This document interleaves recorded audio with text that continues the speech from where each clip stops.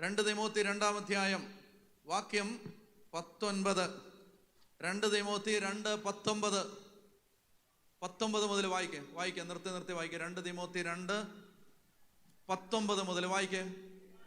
എന്നാൽ ദൈവം ഉറപ്പിച്ച അടിത്തറ ഇളകാതെ നിൽക്കുന്നു. എന്തൊരു വചനാണെന്നറിയാവോ അത്? എന്തൊരു വചനാണെന്നറിയാവോ? ഒരു ആത്മാവൊന്ന് തുറക്കപ്പെട്ട ആ വചനം ഒന്ന് സ്വീകരിക്കും. ദൈവം ഉറപ്പിച്ച അടിത്തറ ഇളകത്തില്ല. മനസ്സിലായോ? ഏത് കാറ്റടിച്ചാലും ഇളകത്തില്ല. എത്ര സോഷ്യൽ മീഡിയ വിമർശിച്ചാലും ഇളകത്തില്ല. എത്ര കൂടെ നിൽക്കുന്നവർ ഒറ്റക്കൊടുത്താലും ഇളകത്തില്ല. എന്ത്? ദൈവം ഉറപ്പിച്ച അടിത്തറ ഇളകാതെ നിൽക്കുന്നത്. പറഞ്ഞേ, ദൈവം ഉറപ്പിച്ച അടിത്തറ ഇളകാതെ നിൽക്കും. ദൈവം ഉറപ്പിച്ച അടിത്തറ. അടുത്ത വാക്യം, അതിൽ ഇങ്ങനെ എന്തെന്നാൽ അതിൽ ഇങ്ങനെ മുദ്രിതമായിരിക്കുന്നു, കർത്താവ് തനിക്ക് സ്വന്തമായുള്ളവരെ അറിയുന്നു. കേൾക്കണം നിങ്ങള്. കർത്താവ് തനിക്ക് സ്വന്തമായുള്ളവരെ അറിയുന്നു. ആരാണ് കർത്താവിന് സ്വന്തമായുള്ളവര്? അപ്പൊ ഞാൻ ചെന്നിട്ട് പറയും, കർത്താവേ, ഞാൻ നിന്റെ നാമത്തില് സുവിശേഷം പ്രസംഗിച്ചിട്ടുണ്ട്, ഞാൻ നിന്റെ നാമത്തില് പിശാചുക്കളെ പാറ്റയും പഴുതാരെയും പുറത്താക്കിയിട്ടുണ്ട്, ഞാൻ നിന്റെ നാമത്തില് രോഗികളെ സുഖപ്പെടുത്തിയിട്ടുണ്ട്, ഞാൻ നിന്റെ നാമത്തില് ഇവാഞ്ചലൈസേഷൻ, ഞാൻ നിന്റെ നാമത്തിൽ ഇന്റർസെഷൻ ടീമിന്റെ ഭാഗമായിരുന്നു. കർത്താവ് എന്താ പറയാൻ പോണേ? അനീതി പ്രവർത്തിക്കുന്നവരെ നിങ്ങൾ എന്റെ അടുത്തുനിന്ന് അകന്നു പോ, എനിക്ക് നിങ്ങളെ അറിയത്തില്ലെന്ന്. എന്തൊരു ട്രാജഡിയാണത്. 50 കൊല്ലം ശുശ്രൂഷ ചെയ്തിട്ട് ഓടിവേ കർത്താവിന്റെ അടുത്ത് ചെല്ലുമ്പോ അവന്റെ ന്യായാസനത്തിന്റെ നീതിപീഠത്തിന്റെ മുമ്പിൽ നാണം കെട്ടി നിൽക്കേണ്ടി വരികയാണ്. എനിക്ക് നിന്നെ അറിഞ്ഞുകൂടാന്ന്. നിന്റെ നാമത്തിലെന്നാ ഞാൻ 1000 തവണ പറഞ്ഞുകൊണ്ടിരുന്നത്. യേശുവിന്റെ നാമത്തിൽ എന്നാ ഞാൻ പറഞ്ഞുകൊണ്ടിരുന്നത്. ആ യേശു പറയാണ്, എനിക്ക് നിന്നെ അറിയാൻ പാടില്ലെന്ന്. എന്നാൽ ഇവിടെ പറയാണ്, കർത്താവിനെ അറിയാം. ആരെ അറിയാം? തനിക്ക് സ്വന്തമായുള്ളവരെ അവനറിയാം. ആരാണ് അവന് സ്വന്തമായുള്ളവർ? അടുത്ത വാക്യം വായിച്ചേ. കർത്താവിന്റെ നാമം വിളിക്കുന്നവരെല്ലാം പാപത്തിൽ നിന്ന് ഒഴിഞ്ഞു നിൽക്കട്ടെ. അതാണ് കർത്താവിന് സ്വന്തമായുള്ളവര്. കർത്താവിന്റെ നാമം വിളിക്കുന്നവരെല്ലാം പാപത്തിൽ നിന്ന് ഒഴിഞ്ഞു നിൽക്കട്ടെ. 10 വിശുദ്ധര് ചാലക്കുടി കൂടെ നടക്കണം, എറണാകുളത്തോടെ നടക്കണം, ഇരിങ്ങാലക്കുട കൂടെ നടക്കണം, കോഴിക്കോട് നടക്കണം, പാലക്കാട് നടക്കണം, തിരുവനന്തപുരത്ത് നടക്കണം. 10 വിശുദ്ധര് ഒറ്റ വചനം പോലും പ്രസംഗിക്കണ്ട. ഫിലിപ്പിനേര് നടന്നു പോകുമ്പോ ആളുകൾ ചങ്കത്തടിച്ച് പാവിയാണ് എന്ന് പറഞ്ഞ് കരയുമായിരുന്നു. എന്താ കാര്യം എന്നറിയാമോ? വിശുദ്ധിയാ നടന്നു പോകണം. വിശുദ്ധി മനസ്സിലാവുന്നുണ്ടോ? വിശുദ്ധി വേണം. ഓരോ ദിവസവും ജീവിതത്തോട് യുദ്ധം ചെയ്യണം, പാപത്തോട് യുദ്ധം ചെയ്തിട്ട് പാപത്തിൽ നിന്ന് കയറി പാപത്തിന്റെ തലയെ ചവിട്ടി നിൽക്കുമ്പോ അവിടെ തീയിറങ്ങും. ഇപ്പൊ എന്താ സംഭവിക്കാന്നറിയാമോ? കർത്താവ് പറയുന്ന കാര്യം എന്തെന്നറിയാമോ? ഒരുപാട് യാന്ത്രികതയുണ്ട്. ശുശ്രൂഷകൾ ഇങ്ങനെ ചെയ്ത് പോകുന്നു, കുറെ കാലമായിട്ട് ചെയ്യുന്നുണ്ട്, അതിങ്ങനെ കണ്ടിന്യൂസ് ആയിട്ട് ചെയ്തുകൊണ്ട് പോണു. ഇങ്ങനെ യാന്ത്രികതയാണ്. വളരെ വേഗത്തിൽ ഓടി വരുന്നൊരു വണ്ടി, കേൾക്കണേ, മടുത്തോ നിങ്ങള്? വളരെ വേഗത്തിൽ ഓടി വരുന്നൊരു വണ്ടി ഭയങ്കര സ്പീഡിൽ ഓടി വരികയാണ്. അങ്ങനെ സ്പീഡിൽ ഓടി വരുമ്പോ അതിന്റെ എൻജിൻ നിന്ന് പോയാൽ വണ്ടി പോവോ? പിന്നെ പോവും. പോവോ? വണ്ടി വളരെ സ്പീഡിൽ ഓടി വരുന്നൊരു വണ്ടി, എൻജിൻ നിന്ന് പോയി, വണ്ടി മുന്നോട്ട് പോവോ? പോവും. വന്ന മൂച്ചില് കുറെ ദൂരം കൂടെ പോവും. ഇന്ന് ഒരുപാട് ശുശ്രൂഷകള് ഈ വന്ന മൂച്ചി പൊക്കൊണ്ടിരിക്കുകയാണ്. എൻജിൻ ഓഫാണ്.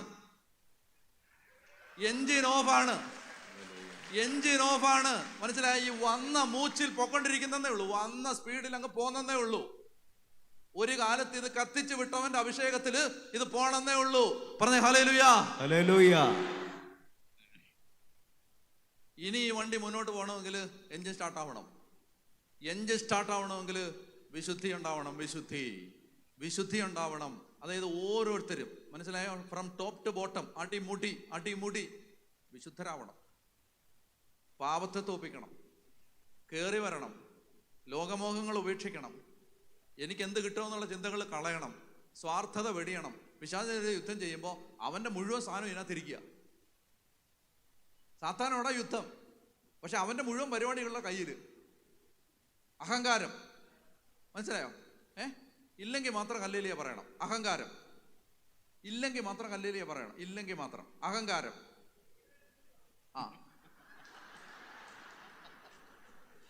അല്ല, ഉണ്ടാവും.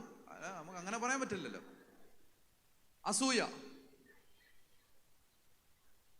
മാത്സര്യം, ഭിന്നത, കലഹം, എനിക്ക് വളരണമെന്നുള്ള ആഗ്രഹം, അശുദ്ധി, ധനമോഹം, സ്വയം വിഗ്രഹാവുന്ന അവസ്ഥ, ഒരു തിരുത്തൽ പോലും വാങ്ങാൻ പറ്റാത്ത അവസ്ഥ, ഇത് മുഴുവൻ അകത്ത് കിടക്കുക. എന്നിട്ട് പറയാണ് യേശുവിന്റെ നാമത്തിൽ എല്ലാത്തിനെയും ബന്ധിക്കുക. എന്തൊരു കോമഡിയാണത് ചേട്ടാ. നിങ്ങൾക്ക് മനസ്സിലാവുന്നോ? കള്ളന്മാര് കൊള്ളക്കാര് മുഴുവൻ ഈ വീടിനകത്തിരിക്കുക. കള്ളന്മാര് കൊള്ളക്കാര് വീടാണ്. ആ കള്ളന്മാര് കൊള്ളക്കാര് മുഴുവൻ, തീവ്രവാദികൾ മുഴുവൻ ഈ വീടിനകത്തിരിക്കുകയാണ്.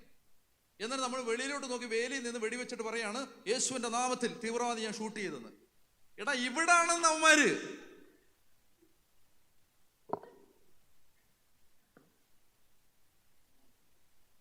കർത്താവിന്റെ നാമം വിളിക്കുന്നവരെല്ലാം പാപത്തിൽ നിന്ന് ഒഴിഞ്ഞു നിൽക്കട്ടെ.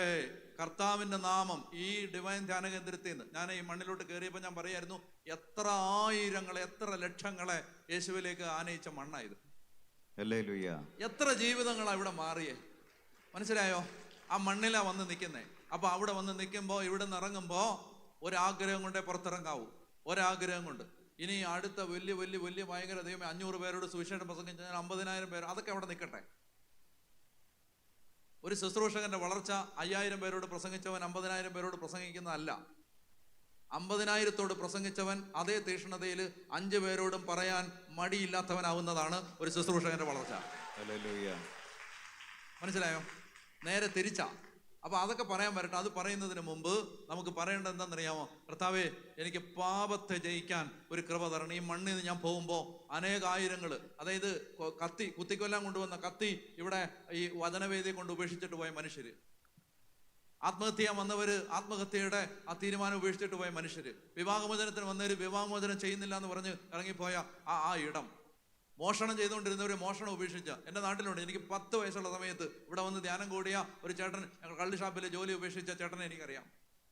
മദ്യപാനം ഉപേക്ഷിച്ചവര്, മദ്യക്കച്ചവടം ഉപേക്ഷിച്ചവര്, ഇങ്ങനെയൊക്കെയുള്ള ലക്ഷക്കണക്കിന് മനുഷ്യരെ മാനസാന്തരത്തിലേക്ക് നയിച്ച് മണ്ണിൽ നിൽക്കുമ്പോൾ കരിസ്മാറ്റിക് നവീകരണത്തിന്റെ 50-ാമത്തെ വർഷത്തിൽ ശുശ്രൂഷകര്, ഞാനും നിങ്ങളും പ്രാർത്ഥിക്കണം. ദൈവമേ, കഴിഞ്ഞ 50 കൊല്ലത്തില് ജീവിച്ചിരുന്ന ശുശ്രൂഷകരെ വെല്ലുന്ന മാരക വിശുദ്ധിയുള്ള ശുശ്രൂഷകനാക്കി എന്നെ മാറ്റണം. അത് പ്രാർത്ഥിച്ചിട്ടിറങ്ങണം. ദൈവമേ, ഇന്ന് വരെ മനസ്സിലായ ഒരു പ്രവചനം കിടപ്പുണ്ട്. പ്രവചനം, ആദിമസഭയെ വെല്ലുന്ന വിശുദ്ധര് അന്ത്യകാല സഭയിൽ ഉണ്ടാവുമെന്ന് വിശുദ്ധര് പ്രവചിച്ചിട്ടുണ്ട്.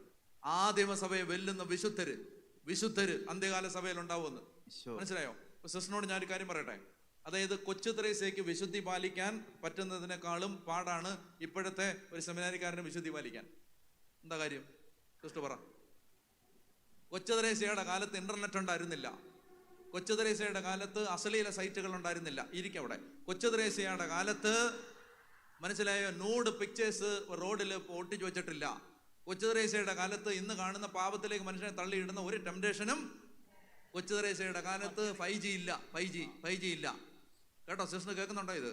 അതുകൊണ്ട് കൊച്ചു ത്രേസ്യക്ക് വിശുദ്ധയാവാൻ എളുപ്പമായിരുന്നു. കൊച്ചു ത്രേസ്യ വിശുദ്ധയായതിന്റെ 100 മടങ്ങ് ബുദ്ധിമുട്ടാണ് ഇന്ന് ഈ കാലത്ത് വിശുദ്ധരാവാൻ. പക്ഷെ പരിശുദ്ധാത്മാവിന് വയസ്സായിട്ടില്ല, ദൈവത്തിന് ഞരാതരകൾ ബാധിച്ചിട്ടില്ല, ദൈവം കളവനായിട്ടില്ല. കൊച്ചു ത്രേസ്യയെ വിശുദ്ധനാക്കിയ ദൈവത്തിന് സിസ്റ്ററിനെ വിശുദ്ധയാക്കാൻ പറ്റും. പറഞ്ഞേ ഹല്ലേലൂയ. കൊച്ചു ത്രേസ്യയെ വിശുദ്ധയാക്കിയ ദൈവത്തിന് അതിനപ്പുറത്തെ വിശുദ്ധരാക്കാം. പാപം വർദ്ധിച്ചെടുത്ത് അതിലേറെ കൃപ കയറി വരും.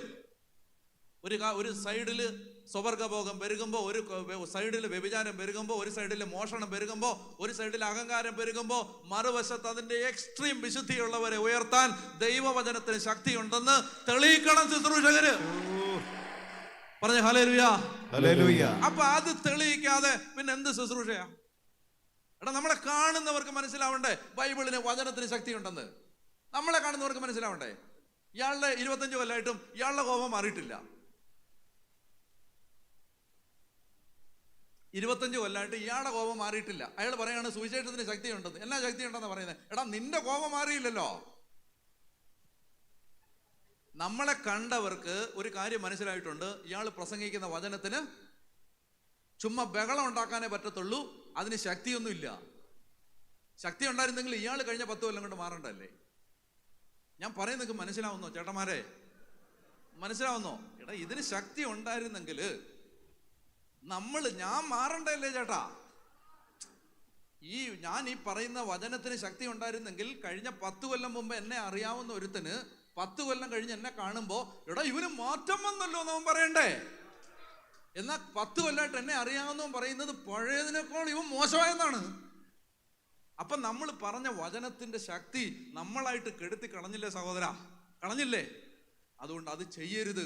നമ്മളെ കാണുന്നവർക്ക് മനസ്സിലാവണം. എന്ത് മനസ്സിലാവണം? എടാ, വചനത്തിന് ശക്തിയുണ്ട്. വചനത്തിന് എന്താ ശക്തി ഉണ്ടെന്നല്ല തെളിവ്. വചനത്തിന് ശക്തിയുള്ള തെളിവ് ദേ ഈ വചനം പറയുന്നവനാണ്. വചനത്തിന് ശക്തി ഉണ്ടെന്നല്ല തെളിവ് ഈ വചനം പറയുന്നവനാണ്. പറഞ്ഞ ഹല്ലേലൂയ.